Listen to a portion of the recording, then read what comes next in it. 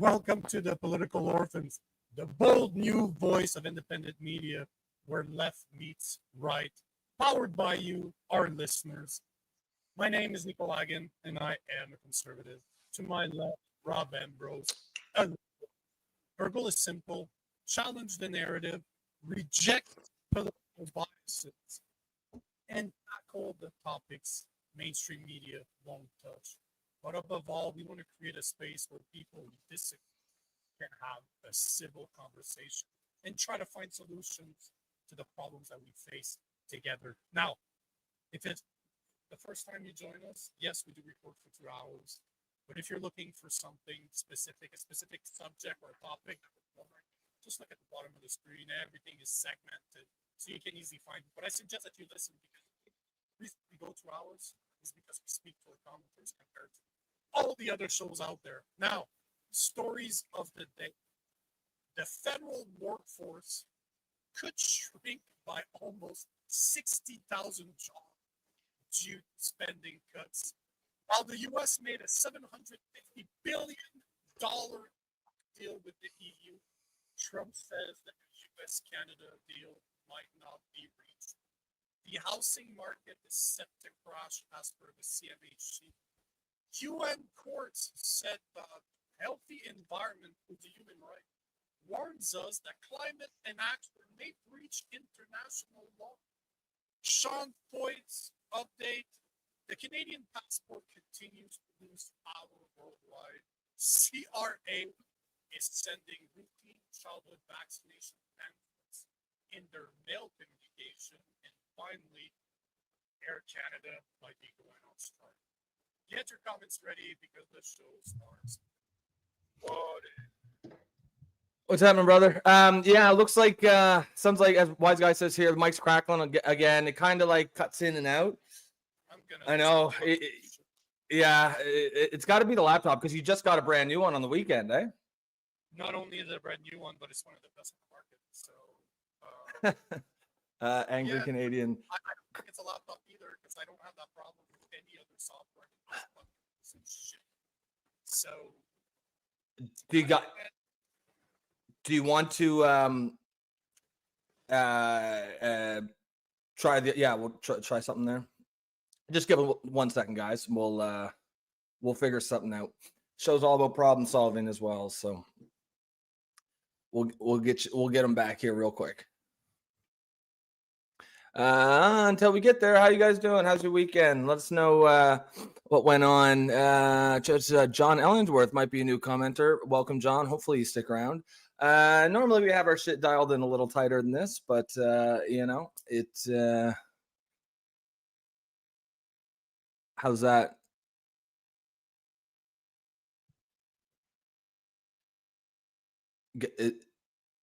Anything on that one?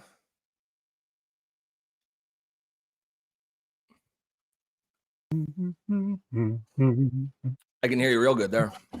Yeah, nothing like having a $400 or $500 microphone, very expensive laptop, and ending up with shitty fucking iPhone headphones for a show.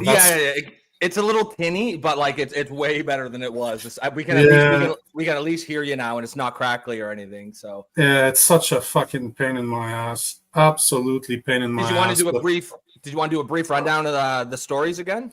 I'll redo the whole fucking thing. So okay. Welcome to the Political Orphans, where your main host can't fucking figure out a simple fucking microphone. This is this douche here. But welcome to the Political Orphans, the bold new voice of independent media, where the left meets right, powered by you, our commenters. My name is Nico Lagan, and I am a conservative. To my left, Rob Ambrose, a liberal.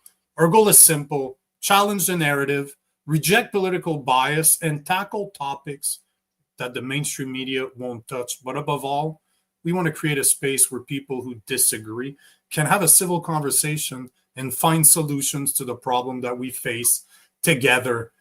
Topics of the day: the federal workforce could shrink by almost 60,000 jobs due to spending cuts, while the U.S. just made a $700 billion deal with the EU. Trump says that a U.S. Canada deal might not happen.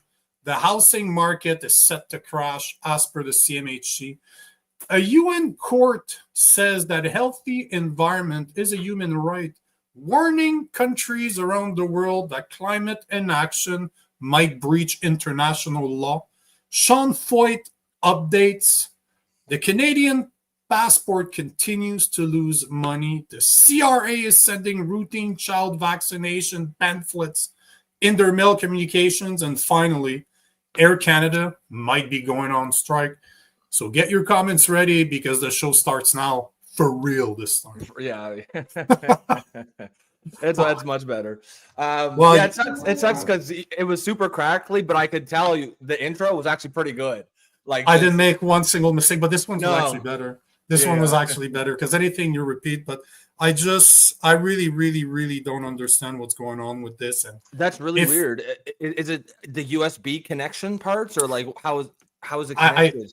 I think that there's a USB problem between my laptop and this interface because again, I use Zoom. I use how do you call it? Teams. Yep. Never a problem. No issues. And I really just reloaded my laptop about 3 weeks ago. I erased everything and restarted it from scratch. So yeah, that's super frustrating.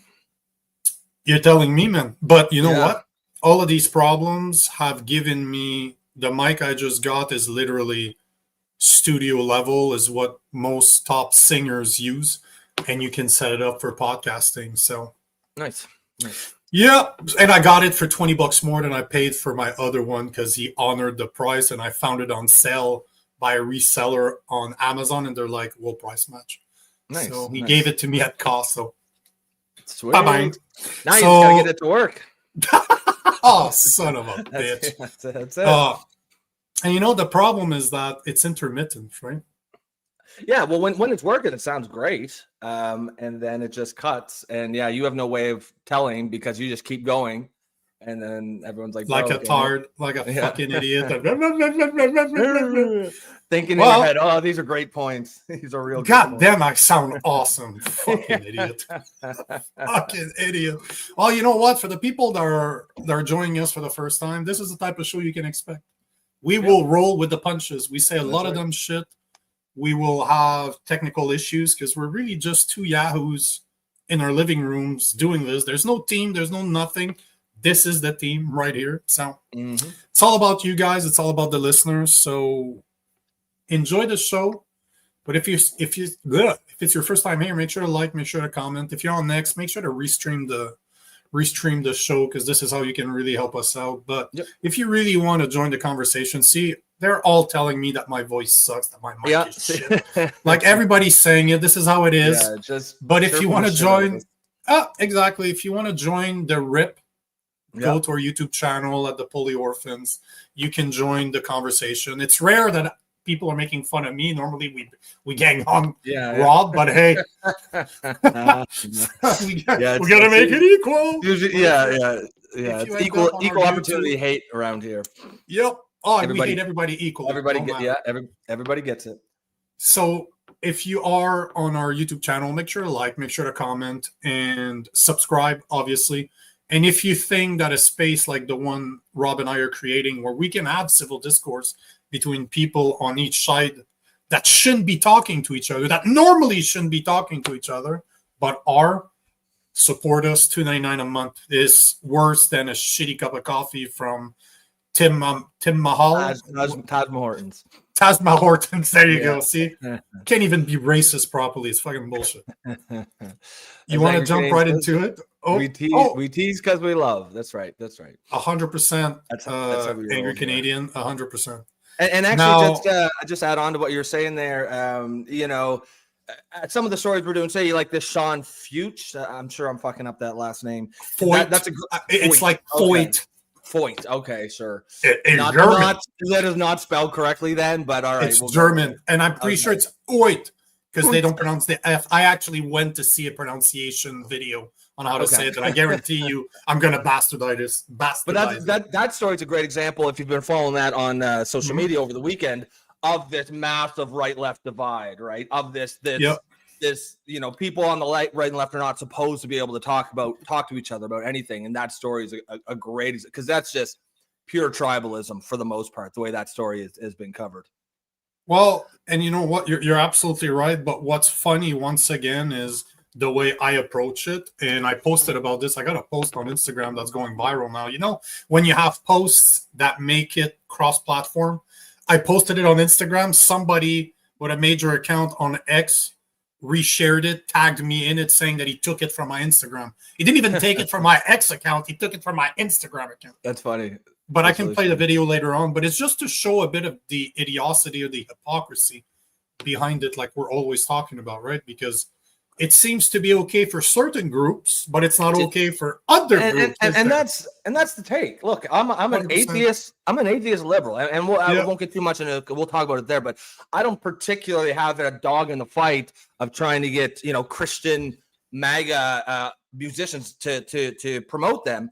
What I care about is just treating people equally and treating people, applying the law and policy the same for everyone. That's all it is. Trevor Benson, that's a great comment. He says it's good to have conversations where our government is only dividing everyone. Yeah, and that's why we created this space, right? For people on the right and the left who might not agree on everything to get together and find things we do agree on. Because it's actually we have a lot more common ground than the media would have us believe. And then once you do find that common ground, all of a sudden the problems don't seem so impossible to solve. It all comes down to two things: being polite and having common sense, showing your work. That's all it comes down to. If you're able to be polite and use common sense, you can agree with people that you can agree to disagree politely. Yeah, absolutely. And I wanted to confirm that you guys, just so you guys know, tomorrow, July 29th at 12:30 p.m., we are joined by none other than the food professor and not the food processor. The food processor himself. Sylvain Charlebois from Agri-Food Analytic Lab from Dalhousie University. And he's here to speak to us about supply management, or what we've come to call, and by we I mean everybody else, the milk cartel, the dairy cartel that we have in Canada. So he made a post this morning that's interesting because I'm going to bring it up with him, but he says that Canadians have a lot to learn from the EU trade deal that Trump made, as in it's not good for the EU. So let's see what he meant. I didn't read more into it, but all to say that he's joining us tomorrow. So if you have questions about our dairy cartel, the way that our supply management works in Canada, the way the tariffs are working when it comes to that, we literally have the number one voice in fucking Canada on the subject, and he's joining us. So I'm extremely excited for this interview. We've had some big interviews, big names. We've had Maxime Bernier, Billboard Chris, we've had Judith Butler, John Carpe, all excellent guests. I'm as excited for this one as any of those, just because I think there's such an interesting topic about something that not a lot of us know about, right? This milk dairy cartel. Most of us don't even know if it's good for Canada or not. No. On this show, it feels like it's probably not, because I think most of us just adhere to market principles, and we just think that this kind of government controlled economy is not good. It does raise milk prices for all of us, and who benefits? The dairy farmers. But then we've seen those videos like we played last week of the dairy farmer dumping 30,000 liters, and he was furious. So maybe it's not even good for them either, right? And from the sounds of it, I don't want to break out the news for you, but the food professor seems to believe that it's not. So, just so you know, that's my take. That's I understand from his take, but doesn't matter if he agrees with it or not. Doesn't matter to me. I'm just happy we have one of the best experts. Yeah. The number one expert in Canada when it comes to it is going to be on our show. That's a high quality guest for sure. Well, hold on. I also reached out to Sean Feucht's team. They responded to me yesterday saying that unfortunately he's so busy right now touring, because I don't know. I follow him on Instagram and he's all over the place, right? So, but I did not take no for an answer. I responded to them again. I'm like, hey, it's all online. 10, 15 minutes. Can do it off his phone. Don't care. Just show up. Hopefully they get back to me. But just to say that I reached out to them and they did reach out. They did come back to me saying that he wasn't available right now, but I will really try to get him on the show with us. And just so you guys know, because I think ahead, I already reached out to the Justice Center to have one of their lawyers come on the show this week to speak about what's happening with Sean Feucht, because they post on their X, they posted yesterday saying that this is religious rights, blah blah blah, and they started talking about our rights and freedoms, and I'm like, I reached out to the guys in the back, and I'm like, I need one of you guys on the show to talk about this, because I've been trying to talk about the difference between the way Muslims are treated and the way that Christians are treated, and not only Muslims but Sikh are treated compared to Christians. And they did not want to come on the show to speak about this because they're not here to talk about their opinions, but they need a case. Like, they want to talk about cases that are active. As soon as I saw their post yesterday, I'm like, oh shit, they might be getting involved in that. I reached out. I'm fast. I have connections within their team, so I know who to talk to, and he answers me on Sundays. So I should know today or tomorrow about who's coming, but we should have somebody on this week, one of the lawyers from just the Justice Center for Constitutional Freedom, to talk to us about religious freedoms in Canada and if what's happening with Sean Feucht is actually legal or not. So let's get started with the main subject of the day, which I did not think it would be, but hey, it seems like this is. I posted about this weekend, and my post is going viral as well. So obviously, Canadians are interested in this. But it turns out that the CMHC has announced that we can expect somewhat of a market crash, and by market crash I mean it would fall 2%, which doesn't sound like much right now. But this is where the story becomes very interesting, because remember what the Liberals have been telling us, right? We need to build because of all the people that are looking for houses, right?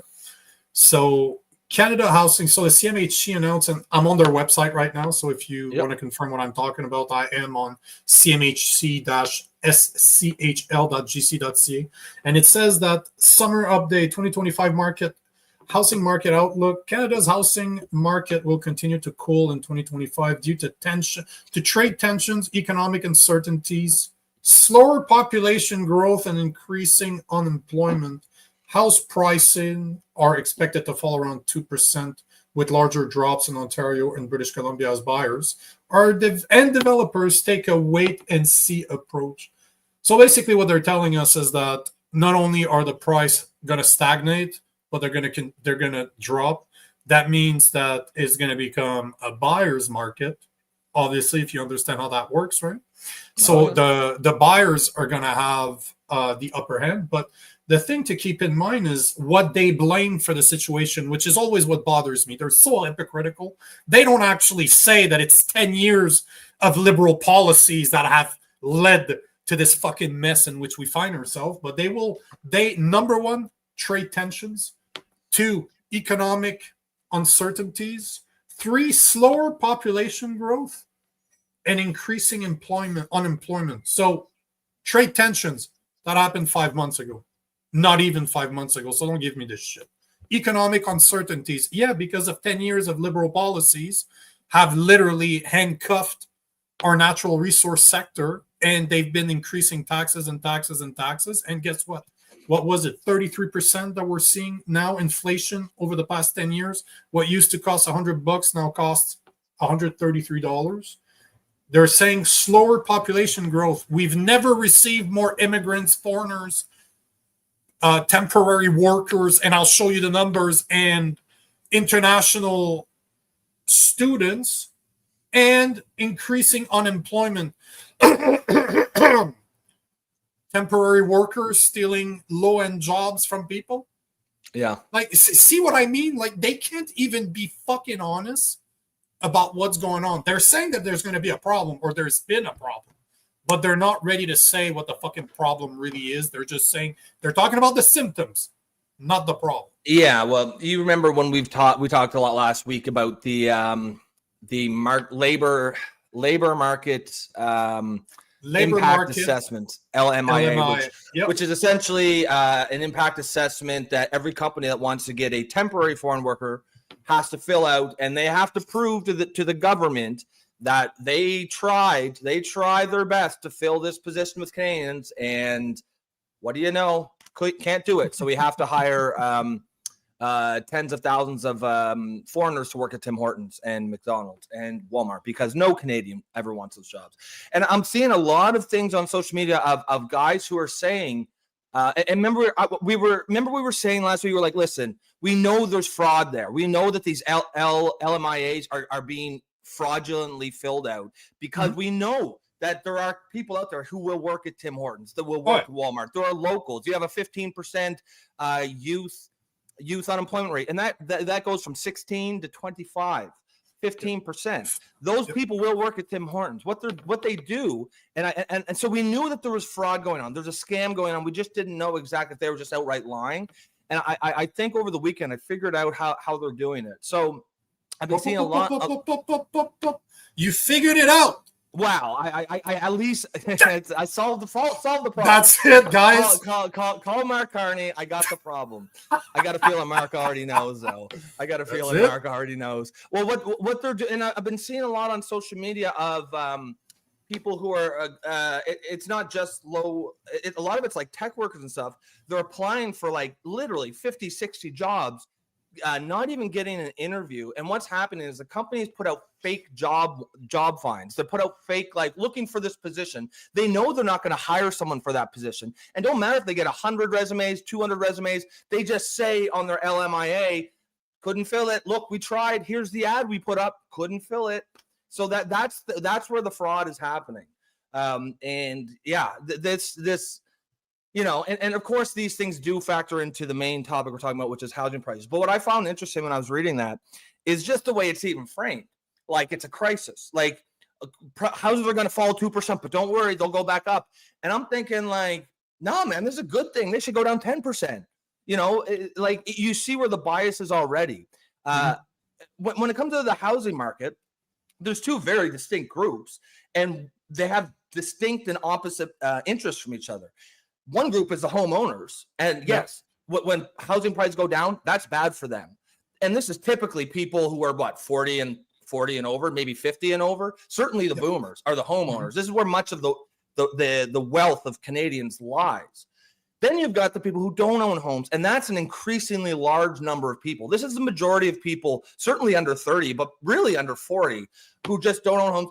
And for these people, lower housing prices is a fucking godsend, man. Maybe we can actually get a piece of the Canadian dream. Maybe we can actually afford to get into the real estate market. So you can even just see the way that this is framed, where the bias lies. The bias for the government is still with the boomers. This is who they care about, right? And it doesn't it's not a huge surprise, because if you look at the demographics of the last election, that is who voted in Mark Carney. Clearly, every single demographic was a net conservative voter. Most of them like 10 to 15 points, except for the boomers were like 30 points in Carney's favor. So yeah, I just right away you kind of see, because like, yeah, I don't know what I think housing prices should go a lot lower. Maybe younger Canadians will actually get a chance to have their own Canadian dream, because right now they're priced out of it. Like, as you were talking, because I remember seeing this somewhere and I found the article. It says that's wild. This is reporting it by immigrationnewscanada.ca, but they say that in an article that was published on June 6th this year, with established immigrants achieving a 69.7% home ownership rate compared to 61.9% for Canadian-born residents. This data changes common assumption about housing trends. Well, yeah, probably because they get so many benefits. They get so many benefits that they can afford. You know what I mean? If they get their housing paid, if they're getting their a year's income support, like we saw last week, if you said that you were a member of the LGBTQ community and you're a refugee, you're going to get your income paid for you for a year. That's very easy way to save up that down payment. If you don't have to pay, if your income is covered for a year. Most of us could probably save up a down payment if you get a free year's salary every year. So here are the numbers, because over the weekend when I saw the CMHC thing, I went back. You know me, right? I'm a numbers guy. So I went back and I did a shit ton of research to find the actual numbers, and I posted them on my Instagram. And basically what it's saying is, yes, the market is going to start to crash this year in 2025 with only 245 224,367 units built in 2024, dropping to 224,000 in 2025. Home prices falling 2%. Yet, do you remember what Mark Carney told us? That he would need to step up the construction between 300 to 400,000 units a year just to address the more than 1 million foreigners inflow that we receive every year. And you're talking about 395,000 immigrants, 485,000 international students, and 174,000 temporary workers. And that's without counting the asylum seekers that are normally around 50,000 a year. So at this rate, by 2030, we will need an extra 3.5 to 6 million units, new units, which is 2 to 4 times the current construction rate that we have right now. And again, as you saw in the article, CMHC is blaming U.S. trade tensions, economic uncertainties, unemployment, slow population growth. What slow population growth? We're not just creating them in Canada, we're importing them from different countries. But they failed to address that it's 10 years of liberal policies that turned Canada into a welfare state for foreigners. And just as the article I just showed, 69% of foreigners achieve home ownership compared to 61%. So you literally have an 8% difference between foreigners and Canadians. But the thing to remember, though, is how long have those Canadians been here? How old are those Canadians? Because that's the thing, right? If they're all above 40 and 50, you're telling us that people that showed up here later in life get a better chance at achieving home ownership than Canadians.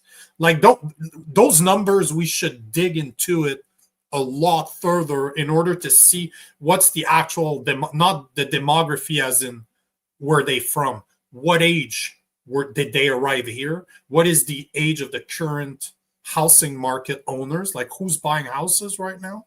Mm-hmm. And how old are those immigrants? And how long does it take from the day they get here to the day that they buy? Yeah. Like there's a lot of research, man. I wish I had a research team. What incentives they got when they got here.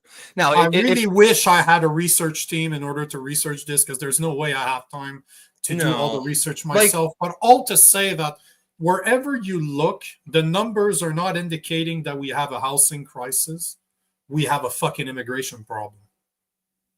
Oh, well, it absolutely. I mean, we have bad immigration policy right now, and that is absolutely feeding in to that's a huge part of the housing crisis. But make no mistake, what we call a housing crisis means that it's like I was just saying a few minutes ago, there's two different opposing groups, and what's good for one is bad for the other, and vice versa. So it is a crisis from the perspective of people who don't own a home and want to own a home.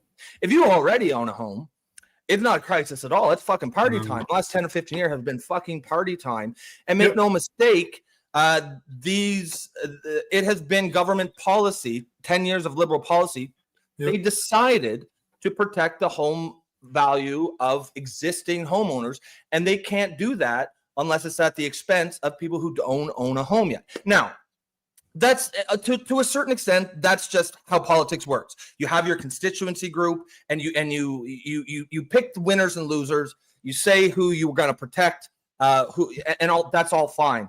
But it's bad politics when large. I'd like to see those numbers of home ownership divided by demography. I'd like to see what home ownership is for people below 40 versus people over 40, because I bet you a large majority, or at least a majority of people under 40, do not own a home.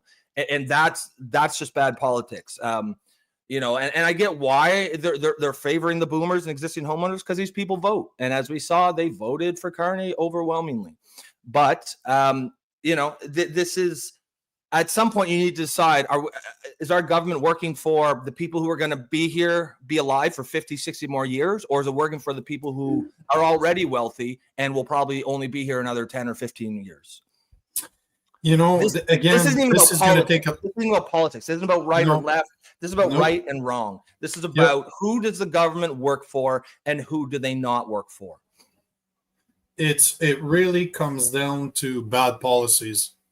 plain and simple. 100%, Like 100%. bad policies.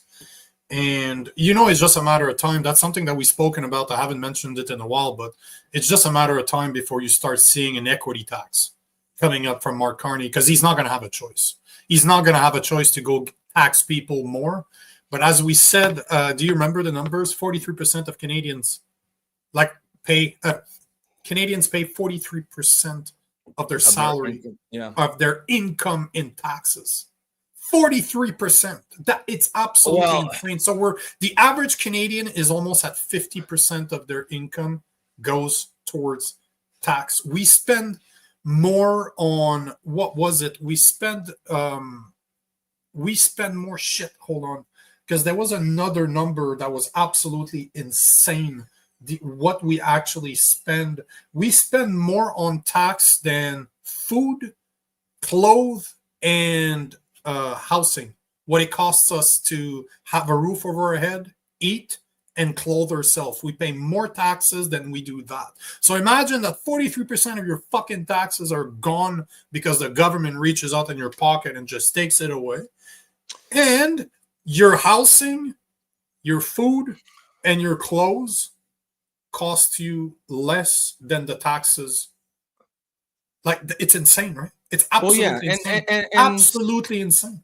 And look, if you're just tuning in today and you're first time you're watching, you might not know, but I'm a liberal. Nico's a conservative. We don't always agree on things. Like, for example, I like our universal healthcare system, at least the idea of it.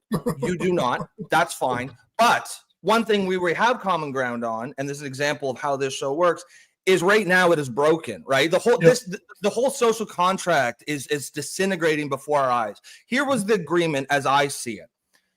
In return for our very high taxes, which nobody doubts that we have, we got high quality healthcare, not long waits to see a doctor, good roads. You fix the fucking potholes. These are the basic bare bones shit the government is supposed to do. Not ignore that shit and spend all your money on fucking millions of dollars so Bangladeshis don't shit on their beaches overseas. Spending to run LGBTQ refugee programs. Like, worry about Canadians first. And I understand that immigration has to happen, especially with our birth rate, but it's not being done correctly. You can have smart immigration policy. You can have sound immigration policy, but we do not have that. And the government is dropping the ball. Like I said, I still want us, we both agree the healthcare system is garbage. You would probably say scrap it and go to an American style. I would say I would rather see them fix it. But you got to do fucking something. One thing we agree on, it is not working. The social contract that Canadians have with the government is disintegrating. Home ownership was supposed to be part of that. We were supposed to be able to afford anyone who does the right things, goes out, gets a job, goes to university. They should be able to, if they're gainfully employed, they should be able to buy a house at 25, 26. And they cannot. And like I said, there is a social contract that every society has with its government, and our government is failing that. And this is not a right or left thing. This is just a reality thing. This is just opening your fucking eyes. And so they try to make this into a left or right thing, but it really isn't. It's not. No, it isn't. It's about whether your government works for you or not.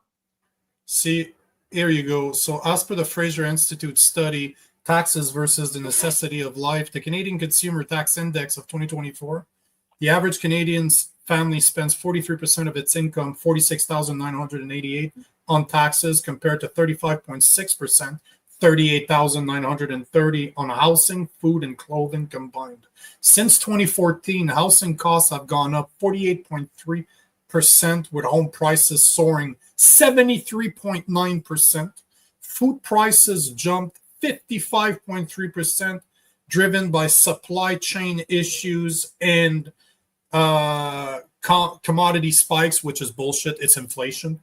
And clothing declined 12.0%, reflecting a lower demand and global production efficiencies. Basically, we buy less clothes. That's what it comes down to, right?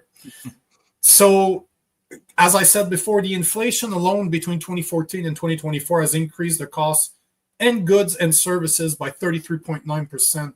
This means that what used to cost $100 back in 2014 now costs $134. It's not surprising to hear that 1 out of 4 Canadians is struggling to afford daily necessities as per the food banks of Canada.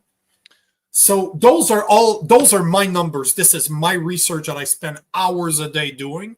And those are all confirmed. I can all confirm my source by data that I pulled from the government's websites. So this is not made up. And that is just one of the things. And as you said, you and I might disagree on how to spend our money, how to spend taxpayers' money. We might disagree on privatize or public sector healthcare. We might disagree with it 100%. But you cannot tell me, however you feel about this, however you believe, working. Exactly. You can't. And you can't tell me that importing people that have never contributed to our system, that can take advantage of our social services on our backs, that Canadian taxpayers' money, is going to fix a problem that's already fucking broken. Yeah. Because the average Canadian doesn't realize, and I did those calculations because you're not going to fucking find them anywhere else. But the point is that the average Canadian pays $9.2 thousand a year in healthcare. This is how much of our money goes towards healthcare on average, not working Canadian.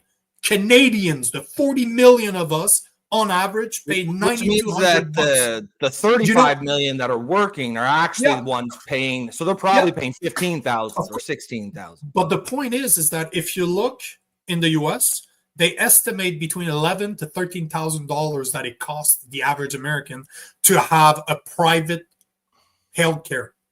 I don't know for you, man, but if you've ever been to the US, which I have, I spent half my time there, let's say my wife she just gave birth, right? Here in Canada, to get an ultrasound on the public sector took us a couple of months to get. In the US, I can pick up my phone right now. Within the span of an hour, I'm in front of a doctor. They're going to do the scan. It's going to cost $90. Bye-bye. We're out. And we have everything in 3D. Not that fucking crap from the 90s where everything is black and white looking flat like a pancake. No. We got all the new technologies. So the thing is people don't realize how we're so used to paying a lot of taxes and not understanding where our taxes go that we don't even question it. But imagine 43%. What's the number that I gave? Like 48,000? That's the average family pays 48, call it 50 grand in taxes a year. 50 grand. That's insane. And if we were I'm in and of itself, if we were getting something close to that in value in return in regards to our roads, our infrastructure, our healthcare, then you could say it makes sense, but we're not getting that. Guys, we are talking about, it started as about the housing crisis, sort of morphed into a whole issue about affordability in Canada. And, that's what's great about this show. We'll start somewhere, but you never know where we're going to end. We're getting some excellent questions are coming in, so we'll take those in a second. Lots of new faces I see. If you are new, remember to like and share the stream. Remember to smash that like button. Whichever one works for you. And if you do want to support the show, please remember to like or share the stream. You can also become a member for the low price of $2.99 a month. That supports this show, of course, supports independent media. If you think there's value in what we're trying to do here, trying to create a space where common sense liberals and conservatives and anyone who just does not really identify with either the right or the left right now. In other words, you're a political orphan. That's why the show's called that. And if you think there's a place for that, or it's important to have a place for that out there today, that is why you might want to support this show and help build the community that we're trying to create. Just before we take comments, here are the numbers. This is a post I posted, May 23rd, 2 months ago. It's still trending to this day. I still get reshares every day of this post. And all it says is Canada's free healthcare, huh? And here are the numbers. $9,200 annually in taxes per capita. That's not just adults. Where 1 out of 5 Canadians don't have a family doctor. I don't have a family doctor. My wife doesn't have a family doctor. I know you don't have a family doctor. Where the median wait time for treatment is 30 weeks, or was 30 weeks in 2023. This is the last data I could find. Up 222% from the 9.3 weeks it used to take in 1993. So in 20 years, it went from 9 weeks to 30 weeks. It almost tripled within the span of, actually, it did triple in the span of 30 years. Last year alone, by the end of 2024, there were 1.5 million procedures in waiting. On a wait list, there was 1.4 million procedures on hold just waiting to get a date. But Canadians have the audacity to tell me that our free healthcare system works. That's why I had seen that, because somebody had posted that on one of my posts, and I just fucking lost my shit. I'm like, yeah, okay, cool. Give me a couple hours of research. Here are the numbers. Funny enough, it's still trending now because those numbers sucks. The average Canadian has never seen those numbers. When they do, they're like, what the fuck are you talking about? Well, I think what happens, and again, this is a great reason why shows like this are so important, is people get very tribal about it, right? They think, okay, I like our healthcare system. I don't want an American style healthcare system, which is fair and fine. I also don't. Sure. But then they think that means I have to defend it no matter what. And you don't have to do that. The fact is, the reason why I'm calling it out right now is because I want us to keep that system. And all I know is that if the system continues to shit the bed like it has been, with super long wait times, people dying on wait lists, all that does is make the case for the people who want to get rid of it. And frankly, it also makes people who do support it maybe start to think maybe they're right. Maybe they have a point. Because like I said, we are heavily overtaxed for sure. But if we were getting valuable services from it, that would be completely different. You could say, okay, yeah, we're overtaxed, but look what we get for it. Look at our healthcare system. Look at our roads. Look at our education system. Look at our infrastructure. We can't say any of that. So the question is, what the fuck are we getting for our taxes? And right now, it's impossible to look out there and think that we are getting fair value for our money, or even anywhere close to fair value. Like, there's always going to be waste and fraud and graft in the government. If we're paying, what did you say, $50,000 of taxes a year? I don't expect to get $50,000 in benefits. That's just never, ever, ever going to happen. But at least $40,000, right? $35,000. Right now, it feels like we're getting $5,000, in return for our $50,000 per person. So there's a fundamental value proposition that's missing, and this is at the heart of the contract, the social contract that Canadians have with their government. And they are dropping the ball hard, and they have, if they continue to do so, they will have no one to blame but themselves when the public starts to turn against these things, right? The public starts to turn against the healthcare system, because it's only going to work as so far as it works. And right now, it doesn't seem to work. I haven't used the healthcare system, so I'm a little late to this. I haven't needed to use the healthcare system in a long time. So I even as recently as a year ago, I maybe didn't see it, but I've seen way too many stories of people dying while waiting for one of my followers on X. I remember a couple months ago, someone I regularly interact with, he made a post about how he had a bit of a scare. He said he went to the hospital and they sent him home. It was just a nothing burger. The next day, his wife came on and said, sorry, guys, to let you know, so-and-so has died.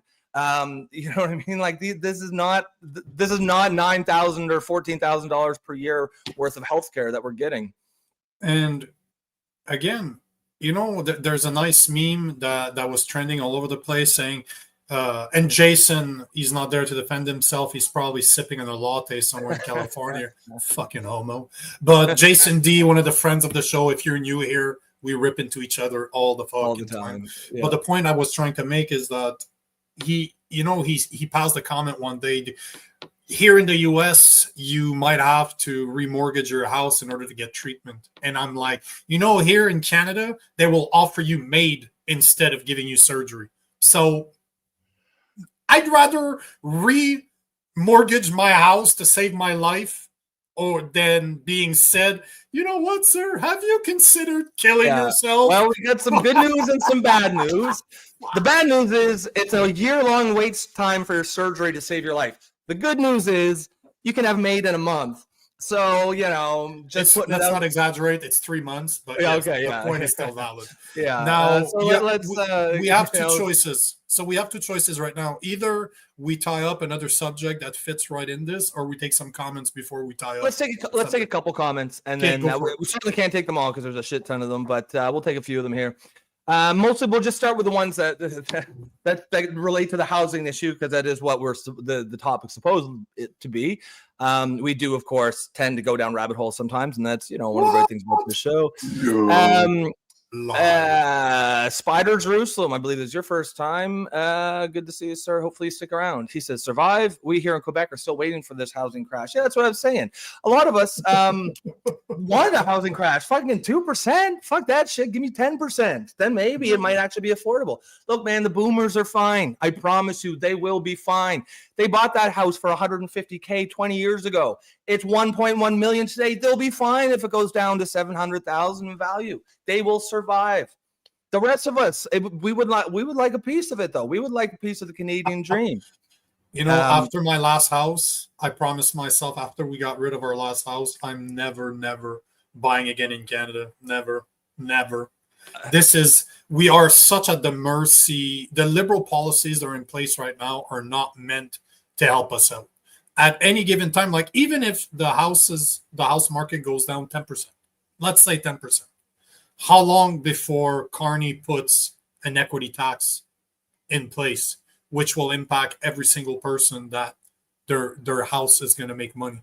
And a lot of those people, like if you speak to boomers, they don't have, let's say that they do have 5, 6, 7, 800, $1 million in equity in their house.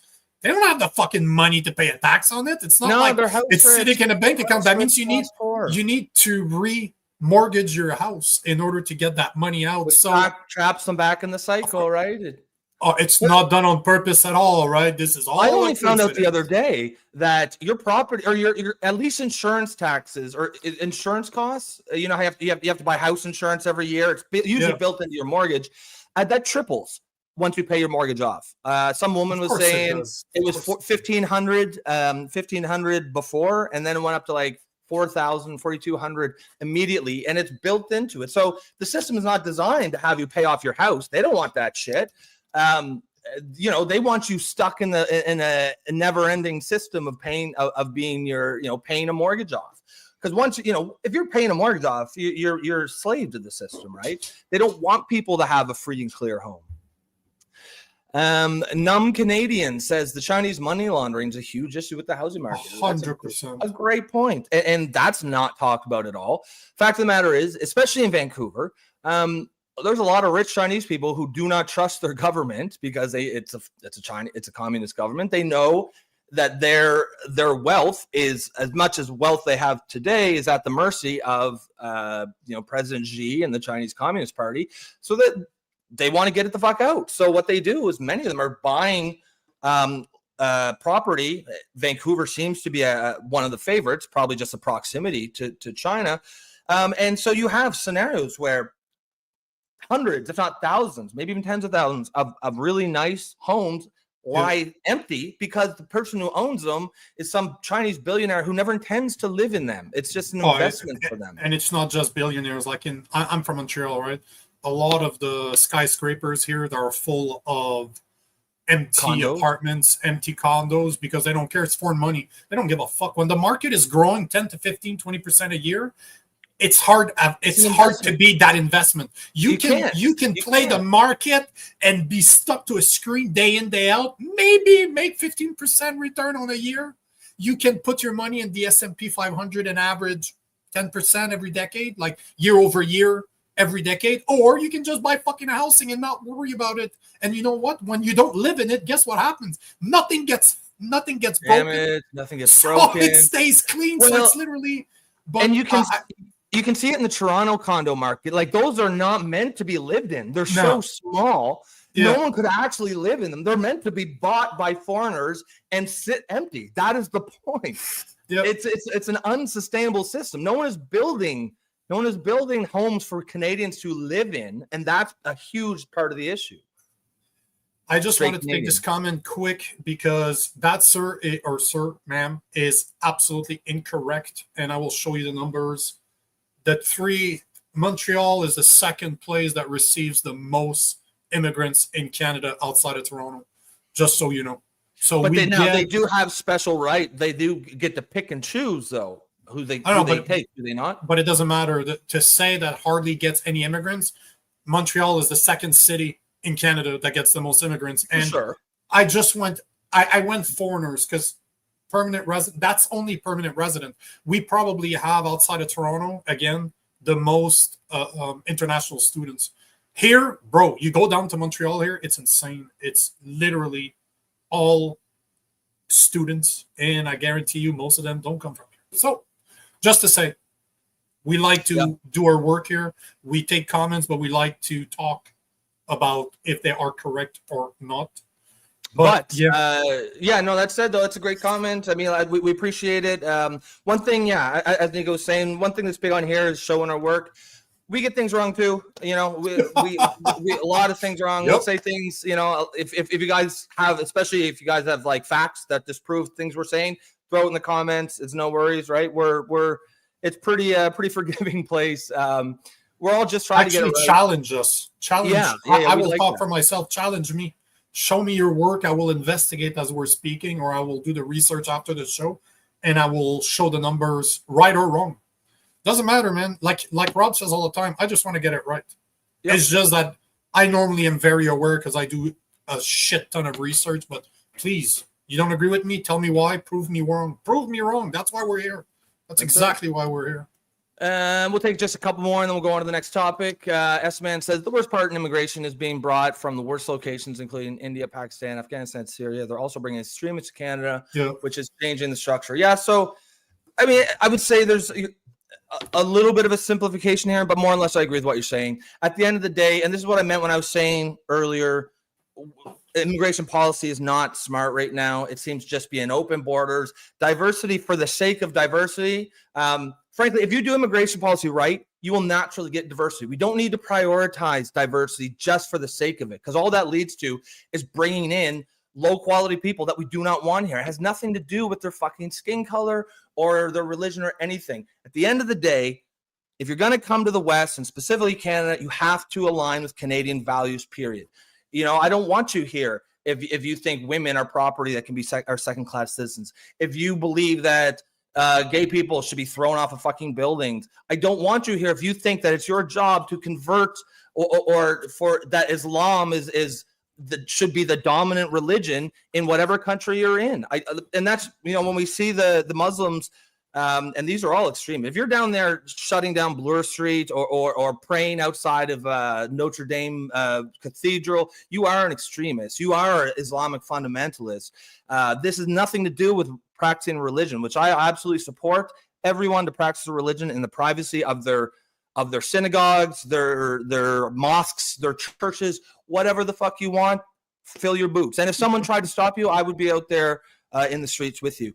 But this is a secular society. You cannot shut down streets, public streets, to practice your religion. And that isn't even about practicing a religion. That is a show of dominance. That is a show of force. They are daring us to do something to stop them. And right now our leaders are far too cowardly to ever do it. So yes, we need to make sure that foreigners, they're going to contribute to this country. Assimilate. These are going to. How the fuck did assimilation become a bad thing? No one's saying they have to be exactly like every other Canadian. We're saying we got to meet in the middle. Yes, bring your customs, your food, your dress. That's all great, and then blend it with Canadian culture, and we will meet somewhere in the middle and have some mosaic where we all fucking get along. But that's not what's happening. What's happening is we're bringing massive numbers of people from specifically one or two countries, India, and many of them are forming enclaves. They're not learning the language. They're not assimilating. They're basically creating societies within a society, and that completely destroys the social fabric. If immigration is destroying the social contract, the social fabric of the society, then it is not working for that society.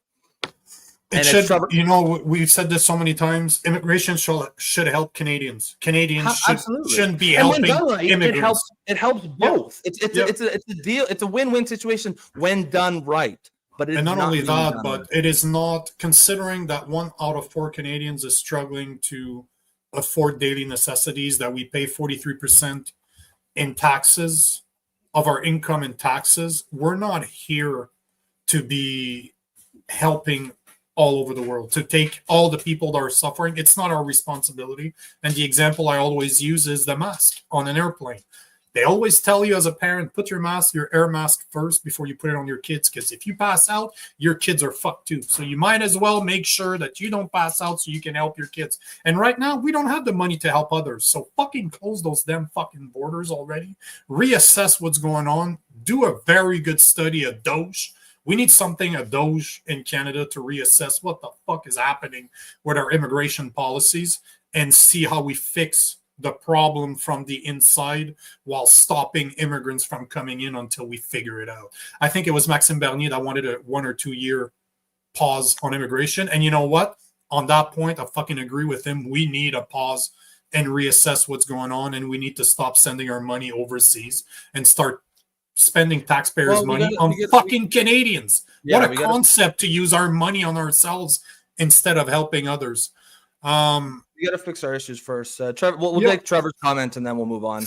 Trevor Benson says, "No, Rob. According to Carney, Muslim violence or Canadian violence." I can't believe he said that. Like, listen, I've met. We don't need to go through that. We're going to talk about Sean Feucht later on. Okay, we can go down that road because that's one of your rabbit holes. That's one of mine. We agree that it's fucking bullshit, Trevor. And he said this on purpose because he's praising to a minority. Yes, a minority group. He's pandering. He's kidding. He's kissing the ring. Oh, I know he said it because I use that as a meme all the time. I used it in another of my videos over the weekend because I make fun of Carney. I call the hypocrisy in this on a single, almost every fucking day. This is one of my main topics. But wait till we talk about Sean Feucht. And we'll readdress that because obviously that goes with the subject. But I wanted to tie in something because this is literally what we're talking about. And that might be one of the solutions right now is, have you heard that Canada's huge federal government bureaucracy needs to be downsized? It's been said that, right here, while the Canadian Centre for Policy Alternative warned last week that over 57,000 federal public service jobs could be cut between now and 2028 due to Prime Minister Mark Carney's restraint measures. So they're looking at cutting 60,000 jobs at the federal level. And for most people, this sounds like an insane amount of jobs, but it isn't. And let me tell you why, because again, a lot of research, but these are the numbers. Most Canadians don't realize that during his time as Prime Minister, Trudeau grew the federal workforce by 40%, increasing total compensation for federal bureaucrats by 36%. It's estimated that 1 out of 4 employed Canadians work for some level of government right now, either federal, provincial, or municipal. And let me ask you this, who out there, in all honesty, has seen an improvement in the past 10 years in the service that they receive from a public servant? Yet Trudeau has increased the workforce by 40%,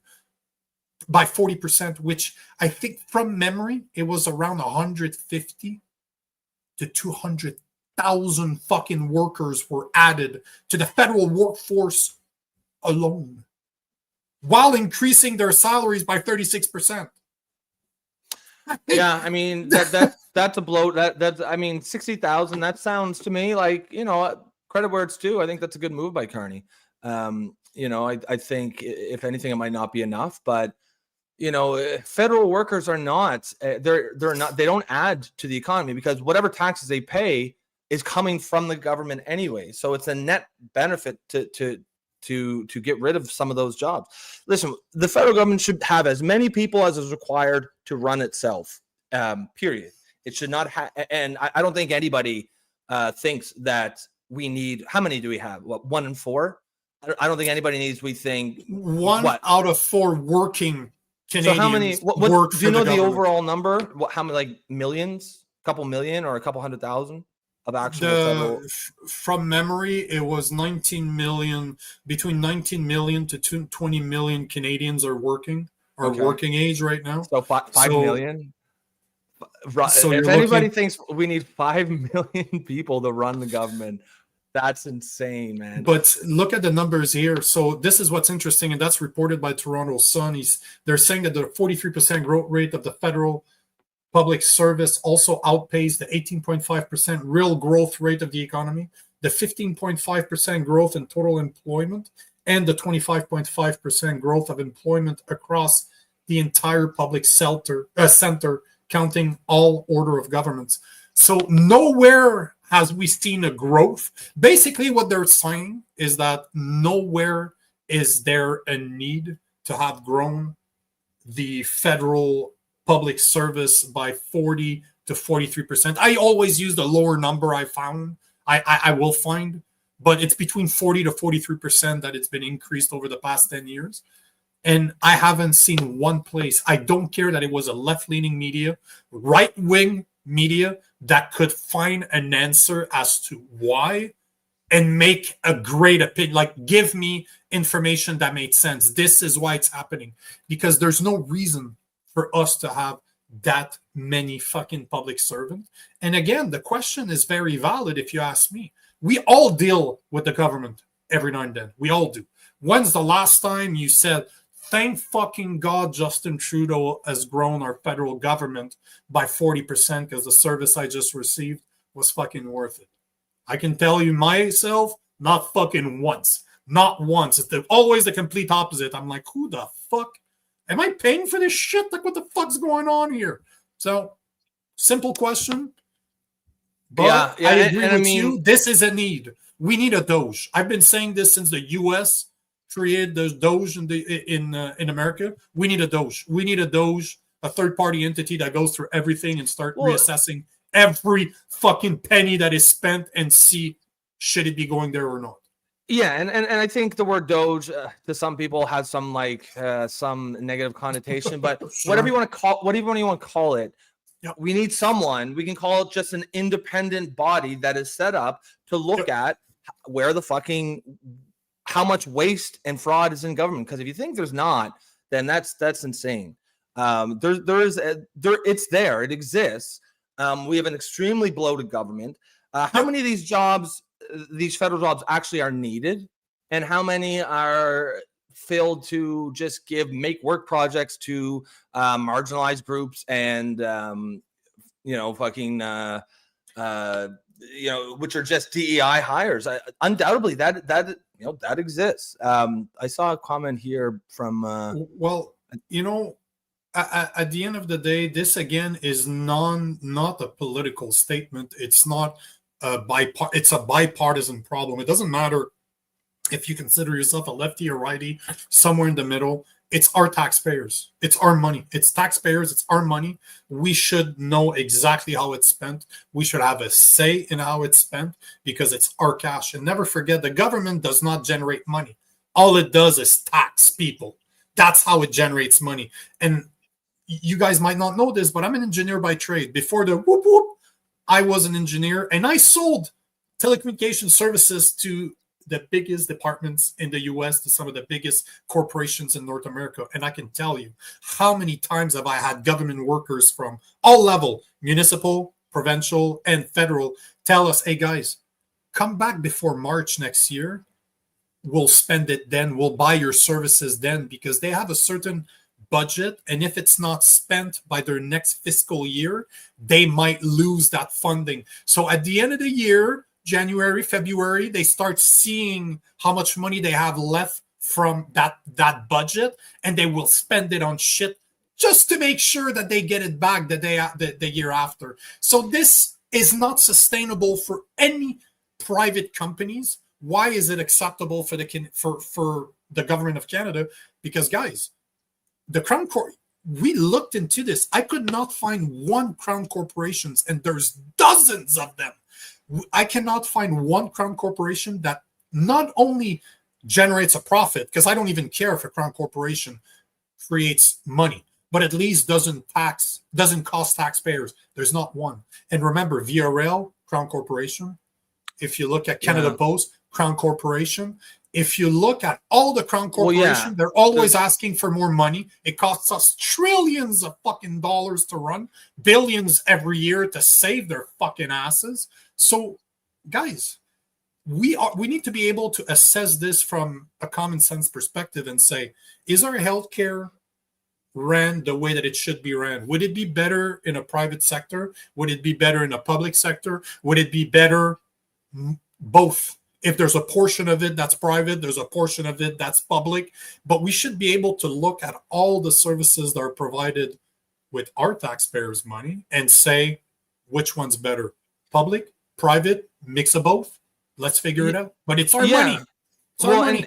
And as you say, it really isn't about, this isn't a partisan issue. This isn't left or right. Like, look, I'm the liberal. You're the conservative. I have a more higher tolerance for, we have different opinions on the social safety net.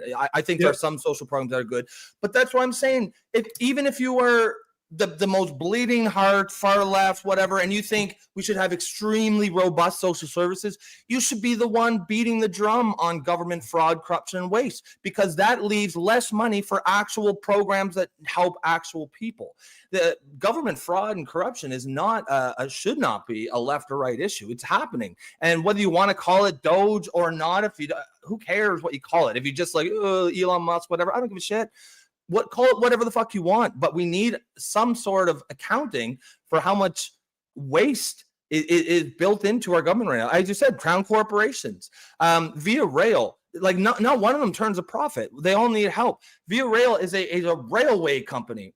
Listen, there's some things like Canada Post. I understand why it might not make a profit, because it offers some services like everyday delivery to very remote places that the private market just probably wouldn't touch. So that's different. But Via Rail, that's just a fucking railway. There's no reason why that can't turn a profit. Private railways turn profits all the time. The fact of the matter is, it's Crown Corporations in and of themselves. It's a flawed system because there's no discipline. You don't need to worry about, in a private company, you need to think about things like, okay, we could hire all these people, but then that will eat into our profit, or we won't turn a profit. We'll run a loss, so we're not going to hire them. Crown Corporation just hires them. They don't need to worry about turning profit because they know Big Brother at the end will always bail them out, and it's an inherently not disciplined form of business. And though there's a ton of, so maybe you look at Via Rail. Should we just privatize this? Is this something that needs to be a Crown Corporation? So that's one avenue. But yes, of course, then you go into how the bloated size of our government workforce. Does that need to be that big? No, almost certainly not. How many of these are just make work projects for either immigrants or other minorities who are deemed more important these days? And if you think that's not going on, you need to open your eyes, because it is. And however you feel about it, we should be able to have the conversation, just like the conversations we have on this show every day. We need to be able to look or whatever, just to be able to look at this from a common sense perspective and build a plan that is sustainable, because right now, everything that is touched by the government is not ran efficiently. I don't think anybody can disagree with this. I don't know anybody that's ever told me that, oh shit, our health system is great. Man, does it ever work properly? Yeah. Not once. I've never heard one person tell me this. So there's a problem. And there's nothing wrong with saying we can do better and we need to fucking figure it out. Whatever that means, we need to be able to get the numbers, look at the numbers, put some RFPs out there, requests for proposals from government entities and the private sector, say how much would it cost you to run this type of program with those type of services, with a plan to 5 to 10 years to make it better. How much? I used to do this for fucking living. It's not that fucking complicated if this fucking idiot can do it. So yeah, and I wasn't pointing at Rob, I was pointing at myself. But he is an idiot. But that's not what I'm saying. Angry Canadian makes a point. It's tangentially related to what we're talking about, but she said about, I haven't seen one immigrant living in tents in Canada. And I never realized that. But have you ever? I haven't. I've seen a lot. Like, think of like just walking. Now, I live in the East Coast, and we typically don't have any homeless issues. But now, like I live in Fredericton, I used to live in St. John. You see 10 cities popping up where there was none before. I can only imagine in places that already had homeless issues like Toronto, Vancouver, Montreal. I'm sure it's far, far worse. But not once have I ever seen any immigrant. And the point is, it's because they're all getting these benefits. And no one's saying that I don't want immigrants or brown people to be homeless. I'm just saying, what, like, they should all be homeless. Well, it seems like there certainly is the perception that Native Canadians are not getting the supports and benefits that new Canadians are getting, and stuff like that feeds into that perception. And at some point, whether it's true or it's not, the perception will become the reality. I love when you say that, because it makes you sound so intelligent, and I totally agree with you. It fools people, yeah. Oh, no, but it sounds, if only we didn't have your camera on, we didn't see what you look like. I'd be like, you're like, oh, who is this genius? Yeah, but now you're like, oh, this fucking guy? No, fuck, it's this fucking guy. This guy's just a goof, man. Trevor says they do have Indian tent camps here deep in the woods. Yeah, I mean, not the same type of Indians. Not the same. Dots, not feathers. Dots, not feathers. Exactly. You fucking racist. Yeah, I know. What can I say? I just wanted to take one before we go to the next one. Lee Wong. I'm sorry if I'm butchering your name. Housing crash. Yes, and you want to go back to the beginning of the show, like 10 minutes in, give or take. We talked about it, but it's all to say that even CMHC is saying that you're looking at a 2%. You're looking at a cool down, a 2% drop in price, and they're blaming basically the trade war, which is all bullshit. This is why we've been talking about immigration for the past fucking hour and ish minutes. So, go back. But yes, that's what the CMHC has said. And I mean, frankly, 2% is not much of a crash at all. No. I mean, what's that? That's if home prices are averaging 500,000, now they're gonna be 490,000. It's really not. See, straight Canadians pretty bang on. It ain't a crash. Yeah. It's a correction. Naturally, you can't. Nothing goes up forever. That's not. But you know as well as I do, a straight Canadian, and maybe you can tell me if you're a dude or a woman, just so I know who I'm addressing here. But so I don't call you bro. Now they're gonna call it a crash because technically the prices are dropping. But it's been inflated for so long that they're not going to say that it's a correction. Correction is not clickbaity enough. Correction. No. There will be a housing correction. Correction sounds you're healthy. A dude. Yeah, exactly. Yeah. Correction sounds good. So they need to make it sound bad. When the fact of the matter is, lower housing prices is a very good thing if you don't already own a home, which is the majority of under 40s. It's a bad thing, if you already exist, if you already own your home. But there's a lot of Canadians who feel shut out of the Canadian dream, and for them, a 10 or 15% drop in housing prices will be a godsend. But what would happen? What would happen if it went that low? The government would use its resources, in other words, our money, to prop up the housing market to make sure that the boomers their investments are protected at the expense of those of us who do not yet own their own home. So, by the way, I had done the quick research earlier when you were talking on one of your rants here. And they were saying that based on available data, approximately 4.5 to 5.25 million Canadians under the age of 40 own or live in owner-occupied homes as per 2024. So that could be you living in your mother's basement. But all to say that there's a 45% ownership rate among the 40 and under. But that includes so if you are living in your mother's basement, they will include you as a how they always frame words to make it sound better. But let's just say that it's accurate that 45% of 40 and under are living in their home, which maybe they don't own it, but it's their mortgage, they're paying it off. Yeah. Remember what I said earlier, 69% of foreigners that come here are capable of buying houses or owning their house or having a mortgage on a house.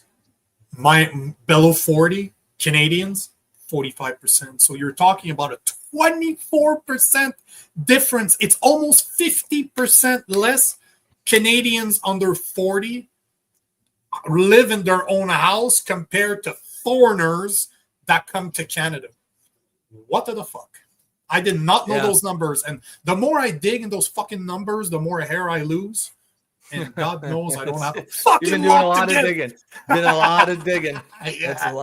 It's a lot of digging. Well, and you know, like you said, I'd really like to dig into those numbers. It like there's a scenario where that could not be a bad thing, as if they're bringing in mostly people who are bringing in wealth with them, who are already wealthy and can afford homes right away. That would make sense, and that would be a good thing. But I don't think that's what's going on. But you know that's not the case. You know that is not the case. You know, as Trevor says, interest-free loans. Yeah, what I suspect is going on is they're getting benefits and access to programs that the rest of us are not getting by dint of being an immigrant, and that isn't right. It's not right. You can't give immigrants benefits that are not available to other Canadians. That's wrong. Someone needs to say it right. But the left will call you racist for saying that, and that's fucking ridiculous. $2.6 billion that Ottawa has spent on asylum seekers in Ontario. $2.6 billion in housing since 2015, 2017. How many of them are real asylum seekers versus people who are just, I come from a poor country, or I don't want to live in America anymore, which is, of course, not what the asylum system is designed for. You know, Angry Canadian, this is funny you say that because Angry Canadian is saying, if I leave Canada and I come back, can I claim refugee status? Fuck, you should. You'd make money. But it's funny. But as I said before, my wife and I spend a lot of time in the U.S. And one of our friends had passed a comment like that. Like, you should just go to Mexico and then claim asylum seeker as you're coming back in. When we were there under Biden, I would have got a credit card. I would have got a free cell phone. I would have got money. But we're like, I can't, like, honestly, I cannot do that. This is not right. This is just not right. In the same way as we found out that my wife was pregnant. So that's something you can do, though? Well, I'm not in technically I would be a foreigner. I'm a Canadian in the US. So if I cross through Mexico, I'm not in a world like I'm literally I could claim asylum seeker. That doesn't mean I get it. But the point of the matter is that under Trump, it ain't gonna fucking work. I'm gonna get knocked out of the border. I would suspect, though, what they'd say is, "Oh, you don't need asylum. You're Canadian. Just come on in," and therefore you would not have access to any of the programs. I don't know.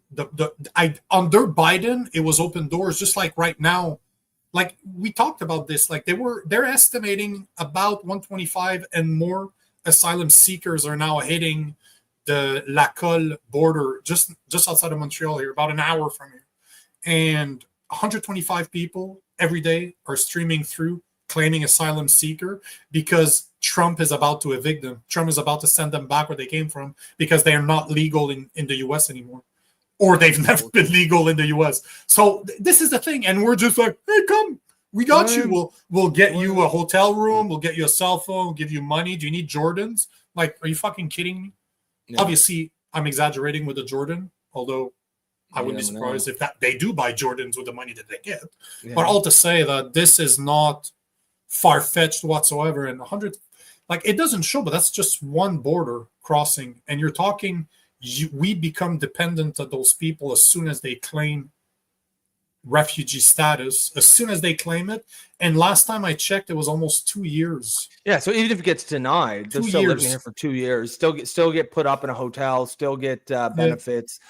We got the system's broken, like so many systems in Canada, and we need to be able to talk about it. Period. Yep. So what do you want to do? Take some of the comments? Yeah, we'll take a couple. The next one. We'll just take one or two because I think we've been taking some as we go. Trevor says, Rob, Google the Canada Bank Act 2026. Yeah, I'll check that out and see what if you can. I'm looking into it right now. Yeah. I know what it is. I just want to make sure we're talking about it. I've never heard of it. Leah Jet says, I'm thankful that my city was one of the slowest in Canada. Increases on housing. The only reason we have a home. We researched and moved from BC to Alberta in 2017, upended our lives for affordability. Yeah, that seems like it's sort of a paradox in a way. Like, why is Alberta why is that among the cheapest places the most affordable places to buy a home when it's the wealthiest province by far? You would think that the wealthier province would be the least affordable to live, but it's not actually the case. And of course, I suspect the real reason is policy. I think Alberta probably has smart policy as it relates to housing, and they make it affordable, whereas other places just don't. I think it was Trevor that was saying this, Trevor Benson. I'm going to have to dig into this more because I don't think I'm aware of the Banking Act of 2026. But one thing that I would ask from you is, do you know an expert? Do you know somebody that speaks about this, that speaks about bank regulations? Because we have a lot of friends of the show. As you'll see, if you stick around, you'll see that we bring in experts every single time we have specific subjects that we want to do a deep dive in. But I do not have an economy or a banker, somebody that could talk about banking regulations. So if you know someone, you follow someone, I have a lot of pull and I'm extremely annoying. So it's sometimes easier for them to just come on the show than to have to deal with me contacting them, finding people that they know, that I know, to reach out to them for me. So sometimes it's just easier for them to just come. So if you have somebody that you know, a banker, like a content creator, whoever, an expert that you know that talks about this, put it in the chat and I will reach out to them for them to come here and educate us. Yeah, and on that note, guys, remember to tune in tomorrow. We're gonna have the food processor. Just kidding. The food professor is going to be here tomorrow, and he's going to talk to us about the milk cartel, the dairy cartel, and which is actually relevant, very very relevant in the news lately, because it appears that this is one of the main sticking points in the trade negotiations with America, and we've talked about it a lot lately, and I think both of our takes is, even though we don't know a lot about it, it just, I think it was Angry Canadian said at the very beginning of the show, one of her comments, we didn't take it, but she said something like, anytime you're dumping milk, if you're dumping out milk, it's a bad system. And that's how I say it. I don't need to know anything else about it. If I see a farmer dumping 30,000 liters of milk, then I'm like, this is a bad system. That should not happen. It leads to higher prices for milk for Canada. We have 20 or 30% higher milk prices in Canada than in the U.S. This is a direct result of this system. But even though we're all kind of have the sense that it's probably bad, we don't really know for sure. So he's going to come and talk to us. And he's an expert in this. He's a Dalhousie University professor, and he's going to tell us the ins and outs of this system, why it's important, why it matters. And also he's going to talk a lot of, I think, some about the just trade in general, which will be a really interesting conversation. So make sure to tune in for that. Back to the comments. We'll just take these two from Joe, and then we'll probably move on. Joe says, in the U.S., most government jobs are awarded as patronage instead of on a basis of qualifications or same thing. Canada, bro. Is it possible Canada has the same issues? I suspect 100%. It's exactly the same. Probably no. I'm telling you it is. Okay. I'm the only guy in my whole family that doesn't do the public sector, that's never worked there, that only works private, and I can tell you, I can, from personal experience, it's all about you'll get the job. Not because you're competent, not because you're good. Who you know, but also what your identity is, right? If you're a favored identity, then yes, it's about either patronage or virtue signaling. Yeah. Unfortunately, yes. It has nothing to do. Like, let me give you an example. My mother was military. Like, a lot of my family's military or ex-military, and she was in the reserve back then. One of the women that she worked with was massively obese. Like, imagine fat white woman with a bunch of candy on her desk. This is the type of person we're talking about. She failed her physical tests year after year after year as a reservist for the Army, and yet she kept her job. That just tells you the type of people that we're dealing with here. You can fail about the only requirement that you have to be able to walk a few kilometers with a 50-pound backpack type of deal. She couldn't do it. She couldn't fucking do it, and she kept her job. I guarantee you, man, in the private sector, if I wasn't doing my quotas, you know what would have happened? Bye-bye. Bye-bye. Yep. So, yeah. See ya. What do you think? We'll we'll jump to the next one, because I think we can bang a few of them real fast, because there's not that much debate to be had on them, but they're definitely stories we need to cover. But I gotta say, man, we got a bunch of new faces. I fucking love this. I love when people interact. Because at the end of the day, I can bring 7 or 8 topics every day, and even if we only talk about 4, but we have solid fucking conversations like what's going on in the chat right now, I will take this every fucking day, because there's no other show out there that provides this type of platform that will actually engage with our comments. I do a lot of lives with other people. They don't engage with the commenters. We do every day. That's why the show's 2 hours long. So if you do believe that what we're doing is the right thing, if you believe in the type of space that we're trying to create where people agree, people disagree, but people from two political spectrum can have a conversation about what the problems are. Maybe we disagree on the solution. That's what Rob and I do all the time. We agree on a problem, but we definitely disagree on the solution. But the point is that we have opened that discussion for people because we do it politely, and we fucking encourage you guys to do it. So if you're on YouTube right now, make sure to like that smash button. Mm-hmm. Make sure to comment because we want to hear from you guys. Even if we don't answer every single one of them, as you can tell, it's impossible. There's hundreds and hundreds of comments, but all to say that we love that you guys are talking to each other. And on top of that, if you believe in what we do, subscribe and become a member. $2.99 a month. It's cheaper than a nasty cup of coffee at Taj Mahorton. Is that it? Am I going to get it one day? Yeah, one of these days we'll get it. Motherfucker. But yeah, if you believe in what we're doing, subscribe and encourage us because we are independent media. It's just us. There's no team behind us. It's Rob and I. So, guys, if there's 44 watchers right now, there should be 44 likes. I'm just saying. Agreed. Listen, the mathing. Yeah, Leah's like, yep. Thanks, Lee. Nice to see you, by the way. I haven't seen that super cool hat you wear on your picture. Yeah, been a few days. And as Nico said, you know, I've never seen a show where the audience is as much a part of the show of this one. No, this isn't really me and Nico giving our takes. Yeah, we'll give our takes, but it's really a conversation we're having with all you guys. And you know, we're going to make sure you guys collectively have at least as much airtime as me and Nico for sure. That's you know, when we started the show, that was one thing we agreed on, was this is going to be an audience dominated show.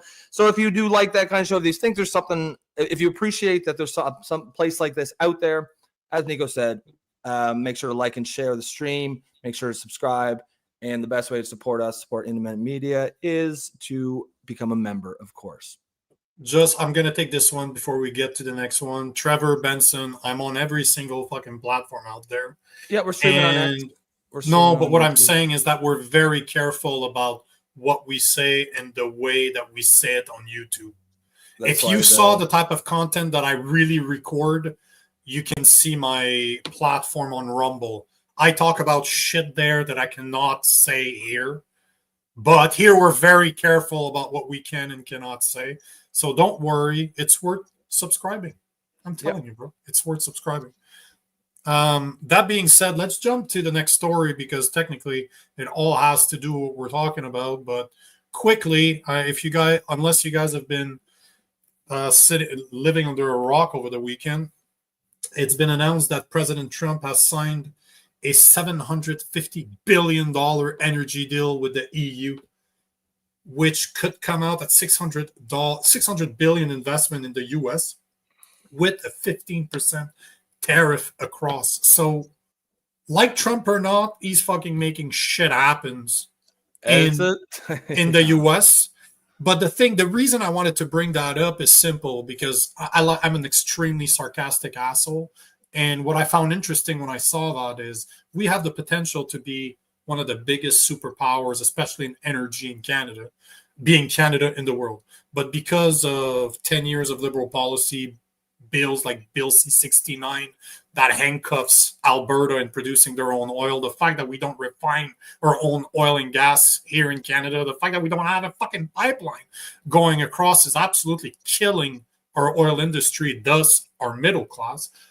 But Carney keeps on telling us that we need to diversify our trading partner, which we should, because right now 75% of our exports goes to the U.S. And guess what? In the negotiation right now that we have with the U.S., we don't have a lot of pull because 75% of our exports are going to the U.S. But the point in the matter is that the same trading partner that Carney tells us we need to do business with, instead of making a deal with the U.S., are making a deal with the U.S. That's it. That's all I wanted to say about this. The irony here is fucking hilarious. But again, I was on X this morning. Elbows up, elbows up.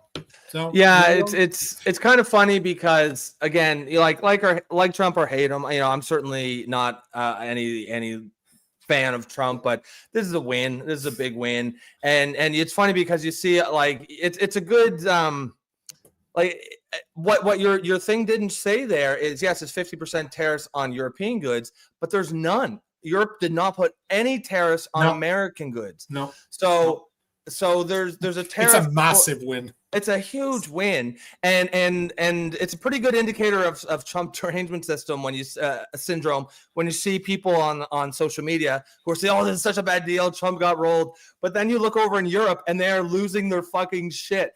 Emmanuel Macron said this was submission. He said this is a dark day for Europe. Germany, the German leader, I forget her name. You call them chancellors in Germany. The chancellor, yes, I forget her name, but so fancy. They're against it too. And I'm thinking, okay, if Germany and France are against this deal, how did it ever get done?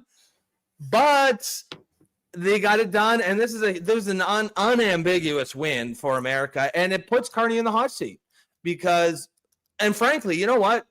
Even though it's a bad deal from your perspective, if we got the same deal, and I suspect we probably could, it'd still be better. Like, what are our options?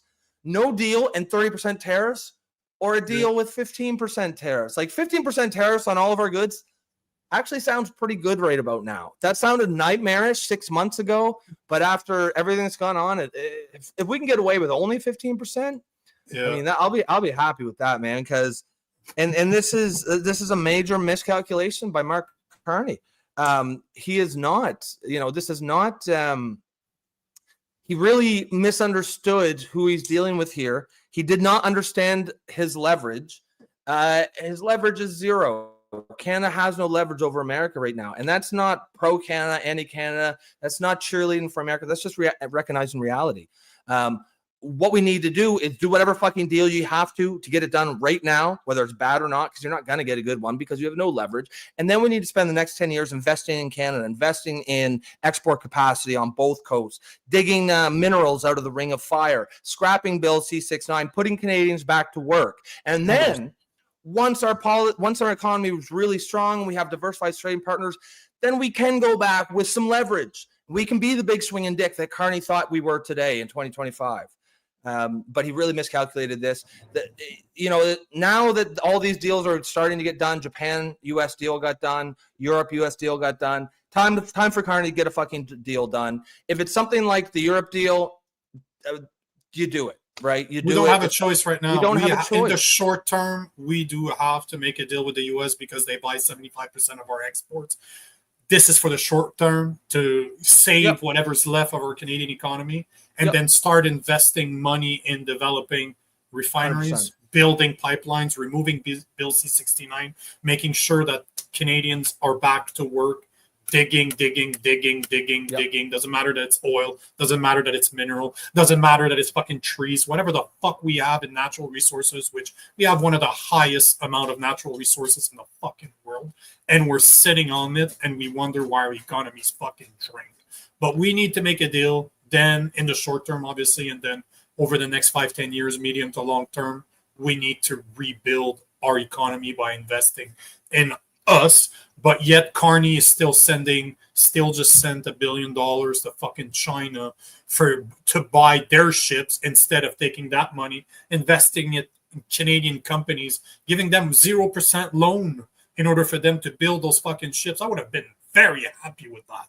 Invest in Canadian in Canadian manufacturing, problem solved, and remove that fucking EV mandate. That is the other thing. That's got to go. That's Bill C-69 and EV mandates, they need to go. And Steve Dion, the reason your show, by the way, Steve Dion, I don't know if you're French, but your last name is French. But all to say, man, when you say that's all Trump does is win, all I can see is no matter what. What's the all song? He does is all win, I do is win, no matter what. Thank you. So now I have that song in my head. Thank you. Yes. But, this is where Rob and I'm just going to finish on this, but this is where Rob and I disagree. Rob believes that Mark Carney is miscalculating or is making mistakes. I believe that Mark Carney came here to finish the job that Trudeau started, which is to destroy the rest of our economy. If you read his book, Values, like I did, that guy's smart. He knows exactly what he's doing, but he's not here to save Canada. There's a good reason why 91% of his fucking investments are in the US and only 0.5% are in Canada. He's making money no matter fucking what. Tariffs or not, doesn't matter with him because his companies are in the fucking US. They're not here. So he's making fucking money hand over fist. So the point is, Carney's here to finish the job Trudeau started. And never forget that starting in 2020, 2021, Mark Carney was Justin Trudeau's economic advisor. So this has been going on for a long fucking time, but he's here to finish the job. Plain and simple. He has no intentions. He will wait as long as he can to make a deal, to make it as worse as possible, so that he can continue blaming Trump for all of his problems instead of blaming 10 years of liberal policies, which he was involved in 5 of them. But it's okay, don't worry. The guy that's been telling Trudeau what to do for the past 5 years is here to save us. Yeah. I mean, yeah. Like, I at the end of the day, yes, we may disagree on intentions and things like that, but the common ground here is he's doing not a good job. He's fucking up big time. And really, whether he's doing it on purpose or intentional is kind of, it does matter. It does matter. But the big thing is that he's shitting the bed big time. Well, let's wait and see what this deal comes out as. If he just walks away I got a feeling he's just going to walk away from it. Because he came out the other day, he said, "I refuse to do a deal that's bad for Canada." You know what? You know what's bad for Canada? Bro. No fucking deal. No fucking deal is the worst deal for Canada. We're looking at 1, 2, 3, 4 days. Remember, the deadline is August 1st. We're the 28th. He's gonna play chick. He's bluffing with the guy. You don't want to bluff. He's saying, "Oh, he's doing it on purpose." He wouldn't dare put 30%. Oh yes, he will. Yes, he would. Oh yes, he doesn't give 2 shits. Why does Trump give a fuck about 30% tariffs on Canada? Have you seen the economy in the U.S.? The economy is going up.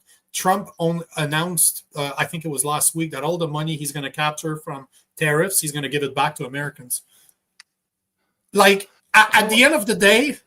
Brother, if you take all those tariffs that you're taking from other people, from other countries, and you invested, let's say the U.S. buys a shit ton of our steel. I think it's like 80% of our steel goes to the U.S. I think it might be more than that. But all to say that they buy a shit ton of our steel. They put a 25%, 40% tariff on Canadian aluminum, not steel, aluminum, my apologies. They put a tariff on that. They take that money and they reinvest it in aluminum plants in the U.S. Yeah, it's literally, we're going to be paying to develop their own fucking infrastructure. Industry.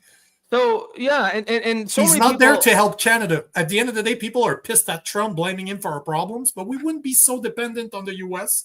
if we would have been more self-reliant in the first place. We shouldn't have put ourselves in this place. Bill C-69 have put us in a place where we're extremely dependent on the U.S. 100%. EV mandates are only making it worse. Not only our own fucking refineries is dumb. We literally send our oil and gas to the U.S. to get refined, and they sell it back to us afterwards. It's the dumbest fucking thing. And then on the East Coast here, we've got one refinery in St. John, New Brunswick, that refines all the gas for all Atlantic Canada. And there's a lineup every day, if you look out to sea, of 10 ships from Saudi Arabia. We are not even refining our own oil because we don't have a pipeline that can get Albertan oil to the East Coast. So Alberta sends their oil to America to be refined. We have a refinery over here. We buy up oil from Saudi Arabia, 300,000 barrels a day. All that money is going to fucking Saudi Arabia. It could be going to Western Canada. And it's all because fucking idiotic liberal policies like Bill C-69. There was a plan to get the Canada East Pipeline. There was a plan to get oil out to the refinery here in St. John, and Quebec scrapped it, and they were able to do so because of Bill C-69. So these are policies that have put us in this position. This didn't just happen. This isn't just bad luck. And you know, one thing that I'm noticing about the discourse around tariffs, especially on the left, is this. I saw some guy saying his argument for why Trump's deal with Europe it was a bad deal for America is because, it's like, oh, well, they always say something like, don't you realize that Americans pay the tariffs? Yeah, and yes, that is true. They do pay the tariffs. So his argument was, and he got like tens of thousands of likes. His argument was, So Americans are paying tariffs to buy shit from Europe. Europe's are paying no tariffs to buy shit from America. Yes, this is true, but there's no downstream thinking on the left on this. What's going to happen is Americans just won't buy shit from Europe. They will buy all their shit from America, and Europe will still continue to buy a lot of shit from America. So the American manufacturing is going to increase. American middle class is going to increase. And whatever very tiny, economic impact that paying 15% on European goods, what does Europe sell that America can't buy within America? That's what tariffs. Yes, the tariffs do get paid by Americans. That cost will get passed on. But what will happen is they just won't buy from Europe at all. They will keep their money in America. And so much of left-wing thought on this, it has nothing to do with economics. It starts from, we hate Trump. How can we create a narrative that makes Trump look bad? Period. 100%. And it's just sticking your head in the sand, man. It's just such classic. I am a liberal, but I'm not a retarded one. I'm a common sense liberal. I'm not going to stick my head in the sand and ignore reality just so I can create a narrative that fits left-wing propaganda into it. It's nonsense, man. And this is why the left is hemorrhaging support, because any common sense liberal like me is, maybe we haven't gone to the right, but we certainly have distanced ourselves from the left. Yep. Let's bang a few more subjects before, because goddamn, we haven't covered much. I just want to take this very, very quick. I'm not going to go down any rabbit holes before, but Straight Canadian says the EU admitted the USA was operating at a deficit to the EU, and he corrected it. Canada went elbows up. That's a great point, because I think what people don't realize is America has been at a disadvantage for the past 30, 40 years. Dairy cartel in Canada. They've been so big and so rich, and American presidents, by and large, conservatives and Democrats, have really cared about America being liked in the rest of the world, that they just have ignored it. They've let it go.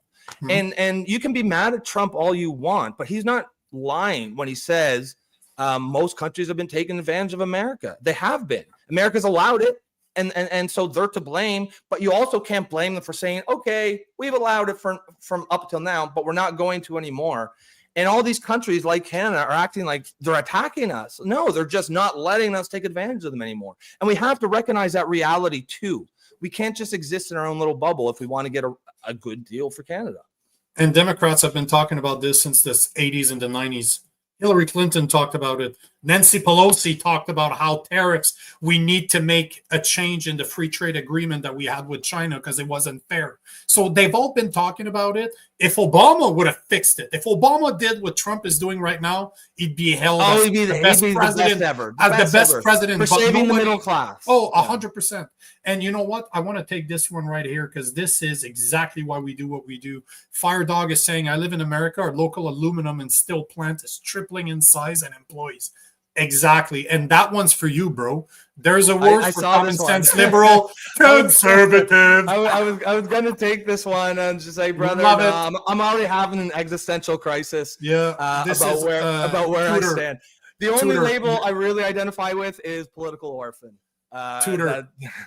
We've been recording this for about 5 months now. I'm a conservative, small c. The Conservative Party does not represent my value. They're way too liberal for my taste. But the point in the matter is that you have a liberal that voted conservative that cannot bring himself to admit that he's a conservative. And yet, day after day, week after week, months after months, he's sounding more and more like a fucking conservative, to a point where sometimes I don't even make a point. I just bring subjects on purpose to trigger him, to make him sound like a conservative. But don't tell him that, though. I think you're not wrong. Let's keep that a secret so that he doesn't realize what I'm doing. So part of it is aspirational. I think you're right. Today, the way that the left-right spectrum is set up, a common sense liberal is a conservative. I just don't think it should be that way.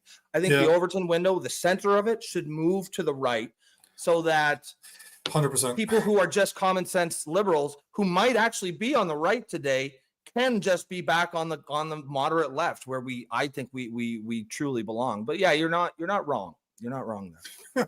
As Angry Canadians said multiple times, we have cookies. They're not from Tim Hortons, by the way. Yeah. We got coffee and cookies. It ain't from Starbucks, and it ain't from Tim Hortons. Just saying. As Joe says, the problem is there is no left in the U.S. What passes for left is a cause in the U.S. are corporate conservatives who pay lip service to social justice causes. Yeah, I feel like it's almost the opposite problem here in Canada. I hear Nico all the time talk about how there's no real conservatives up here in Canada. Everything's on the left. If you look at the Overton window, it's all left. Like you got a guy like Maxime Bernier to come in and be called a far right when he's a libertarian, and I'm more right than he is. I'm like, no, you guys are just. We've gone so far left that anything right of left is considered extreme. That's right. That's the truth. We're so woke in Canada that our fucking conservatives believe in abortions. Call it whatever you want. Abortion is something that conservatives will always be against or try to limit. But in Canada, nothing. Like, remember in the last election, however you feel about abortion, Pierre Poilievre came out and said that women would not lose the right to murder their children. Sorry, I mean to have access to abortion. My bad, sorry. But you know what I'm saying. So this is just to show you how left our conservatives would be Democrats in the U.S. They would not be Republicans. I agree with that. I just think that the healthiest place for society to be is to have a healthy and sane left and right, both having conversations like we're having today on this show and that we have every day. And my insistence on staying on the left is more, again, I know that I get called the far right Nazi all the time just on X, just because I don't believe that men can have penises women can have penises or that men can give birth, which is of course ridiculous, but that's where we are these days. I just think I'm trying to create be the change. What do they say? Be the change you want to see. Trying to be the kind of liberal that I think liberals should be, what a healthy left looks like. So a bit gay on the side. Yes, exactly. That's okay. Joe, what's funny is Nico's been caught red-handed agreeing with common sense liberals too, ideas too. I mean, that's how common sense agree works. With common sense. Yeah. The fact that it's a right or a left idea doesn't really matter to me. Technically, I call myself a conservative because people don't understand what a libertarian is. Yeah. Truthfully, I'm a libertarian as much as, yes, I'm a Christian, first and foremost. But I will never be the one to call out people for not living the way I'm living. If what you're doing does not impact me outside, I don't like it, the fuck do I care what you do? If you leave the children out of your bullshit, I really don't give a fuck. And that should tell you exactly what I'm saying. Leave the children out of it. Live the life that you want. I don't give a flying fuck. Even if I don't agree with you. I don't care. Well, and to me, that's common sense conservatism. That's how it should 100%. be. And a large part of why I grew up with a liberal identity is because when I was, 20 or 25, most conservatives were not like you. They did not sound like how you sound today. It was very much, you got to believe what I believe. Yeah, Joe, long live radical metal. Long live the radical metal. It was the right that was trying to tell everyone, no, you can't do this. No, you have to live like this. And now most conservatives that I see sound like you, and most lefties and liberals that I see sound like they're the ones who are authoritarian now, trying to tell everyone how to speak, how to think, calling you racist if you just say, maybe immigration policy is not racist, the best. Racist, right? It's utter nonsense. As Phoenix War says, I just want to take this one quick. Traditionalism is considered far right now. And what else is considered far right? Fucking going to the gym, taking care of your body, being healthy. Did you know that you're probably a right-wing activist if you go to the gym? We covered that like one of the first topics of the. Sorry, I take care of myself. I'm an extremist. That says a lot about you. If you call me an extremist for being careful about what I eat, the way is meditating extremist too? Because that's not a conservative thing. But I meditate every day. Does that mean I'm an extremist?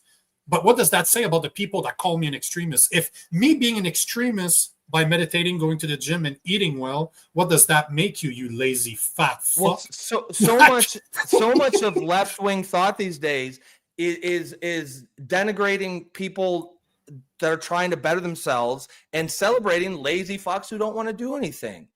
Angry Canadian, have a mom and dad at the same time. Yeah, that's a white supremacist dog whistle, I'm sure, according to most of course, lefties, right? You fucking racist. I saw an article the other day, and it was like reading to your kids disadvantages other parents who might not read to their kids. The subtext is anything that is traditionally westernized or good for the family unit is bad, right? This is why the body shaming movement or the body positivity movement, because they didn't want to actually lose weight and put in the work. They just wanted to change how society feels about fat people. But of course, this is just all left-wing thought is trying to ignore actual human nature, create a reality that goes against human nature, and try to force society into that false reality. And it never works. It never works. It's like going back. This is why communism doesn't work, because it goes against human nature.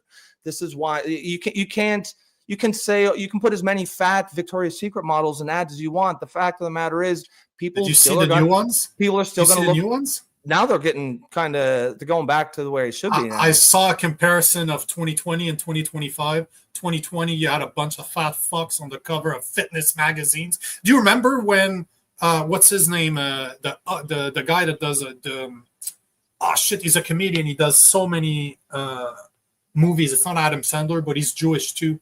He's from Canada, if I'm not mistaken. He's not Jewish, but his main producer is shit. He does it. Do you mean Seth Rogen? Seth Rogen. He was on the cover of GQ saying that he was the woman's dream, like he was a gift to women. I mean, and now they were showing the same publications. They had a dad playing golf, and his son was with him, and then you had a fit woman on top of a magazine too. So it is switching. The pendulum is switching back. Yeah, because Trump allowed it.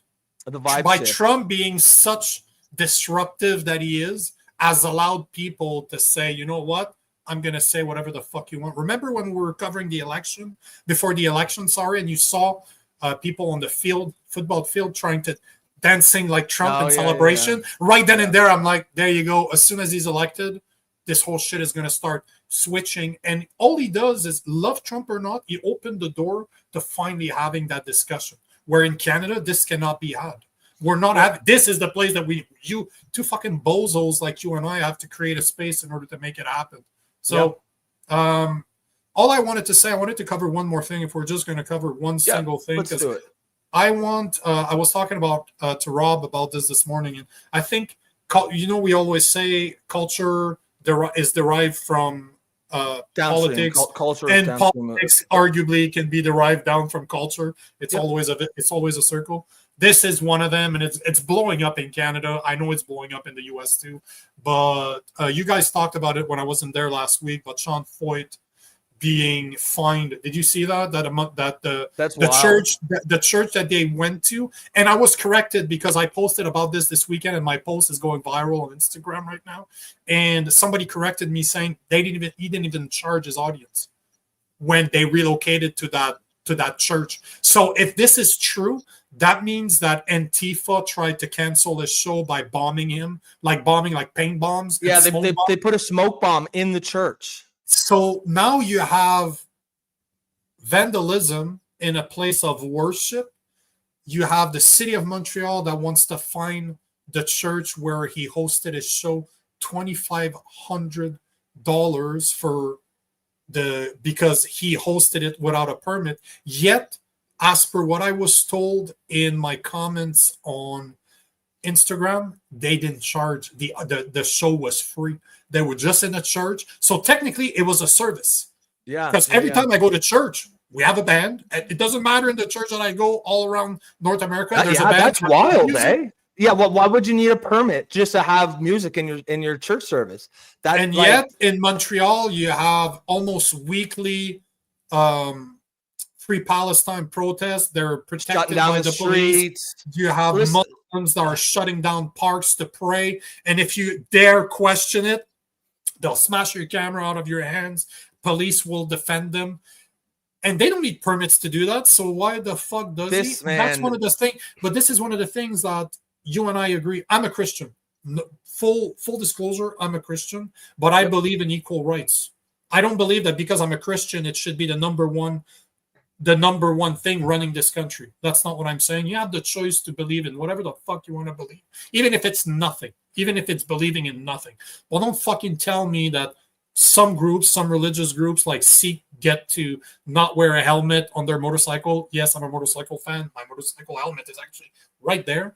And they get to walk around with a knife because it's ceremonial, but I don't get to do that. Same thing as Muslims. Don't give me this shit that he can't have a free show in a church, but Muslims can shut down Bloor and Yonge in Toronto, arguably the busiest intersection in Canada. That in Quebec, they block down streets. In Montreal, they block down streets all the time. They take over parks, no problem, no questions asked, nobody. They're even protected by police, and regular people will start attacking you if you have. Oh shit! I just showed my age. If you start filming them, it's more like if you start filming them. Yeah. If you start taping them, but the point is, don't give me the shit that we don't have a two-tier system in Canada when it comes to policing, when it comes to religion, because we do, and this type of shit is just exposing it. But one thing that I like about Sean, and I've never listened to his music, I'm just following what he's doing. He actually is just everywhere right now. The National Post talking about him. He posted how CBC's following him everywhere. He's like, do you guys know who those are? Because he's American, right? He's like, do you know who CBC is? And he's taking picture and posting them on his Instagram. I thought it was funny, but he's not backing down. And it seems that his shows are becoming more and more and more popular. So everything, I just love it. It's the best thing that could have happened to him. Oh, like he didn't back down. He did not back down. Good for him. Good for him. Yeah. I mean, Wise Guy said this at the beginning of the show. Funny thing is, no one heard of the singer until CBC started putting out hit pieces on him. Classic Streisand effect. And it's as good an example of the Streisand effect as I can imagine. If anyone, just for context, I think that started because there used to be a tour in LA where you could go on, they had a pamphlet and you could go and see celebrities' houses. And you go in a tour bus and they say, oh, here's Tom Hanks lives here. Barbra Streisand lives here. And she said she sued them, and that blew it up, and everyone now knows where she lives. So now she had like thousands of people outside her house now, when all she ever had to worry about before was a tour bus. And so it's classic. Shut the fuck up, just shut the fuck up, and it would have been fine. But they can't do it. They cannot stop themselves. You know the expression, the hardest thing to do is to say nothing. Exactly right, and the left never learns that. And you know, as Phoenix says, according to the CBC, the reporter in Montreal, you need to see that what he's talking about. You need a permit to worship. I don't know. I mean, there's an interview going on, and one of the reporters saying that you need a permit to worship, and then you hear the Frenchiest, a French guy in the back. You don't need a pass. You don't need a permit to worship, do you? And Sean is just like.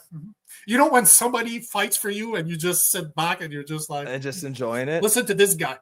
Yeah, I mean, it's just listen. Like, you know, if you've been watching the show regularly, like, you know, I'll say it regularly. I'm an atheist. I don't have a dog in this fight. I don't believe in any religion, but what I do believe in is treating everyone the same. You cannot have special groups in society that get special advantages while you harm other identity groups, other religions, what have you. Like what this story here makes my blood boil because it offends my fundamental sense of justice. And you know, people have been saying all the time, like, there's two-tier justice system, and when you see stuff like this, you're like, yeah, there it is, right there in front of us. And all this is doing is creating the very division and social tension that in theory they're trying to avoid. I'm starting to wonder if maybe they're not trying to create it. And guys, if you doubted that Rob was a liberal, he brought in his feelings again, being triggered. So this is the proof that he's actually a liberal. Oh yeah, as if the right doesn't have the right's always like, oh, liberals go. Yeah, I mean, for sure, liberals are like retarded with feelings, but so is the right too. Like, everyone gets butthurt about shit. Of course it is, but it's just funny because every time I bring it up, you react to it. I'm like a child, bro. If you didn't react, I just move to something else. I'd lose interest. I agree with Sean that the CBC might have to issue to just send a bill to Sean because they are making him more popular. Cindy, what's going on, Cindy? I thought he went back to the U.S. and kissed the ground when he returned to the U.S. He did not. He was in Ottawa yesterday. Soon, isn't he? He was in Ottawa, I think Friday or Saturday. He was in Toronto yesterday. So I think he was Montreal last week, Like Friday, Thursday, Ottawa, Friday, Saturday, Toronto. Either way, he's all over the place. I'm following now on Instagram, and he's all over the fucking place. But yep, you're bang on, Cindy. He's still going, and he's calling out the Canadian government. He's calling out people. Just check his ex. Like that dude, I'm a fan. I don't even listen to his music. I might have to start listening to his music just because I like what he's doing. I love it. And he has a smile on his face. If you look at his videos, he's not pissed. He's just like, well, that's the best way to do it. That's the best way to do he looks like the type of guy that's a Christian too, like long hair. He almost looks like Joe Stradamus when he was young. Long hair, no baldness. I could see it. I'm just fucking with Joe. And it's funny because the media will all keep talking about, his controversial views and blah, blah, blah. They never say what those views are. I've never heard one person say what he's actually said. He's a MAGA Trump supporter. He's a MAGA Trump supporter Christian singer. That's how they describe it. That's all they need. I guess that's all they need.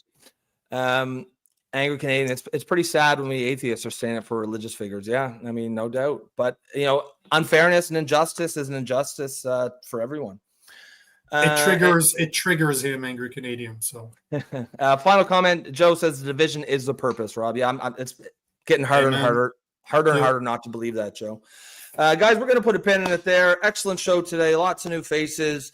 If you've been watching and you want to support the show, please remember to like, share, subscribe.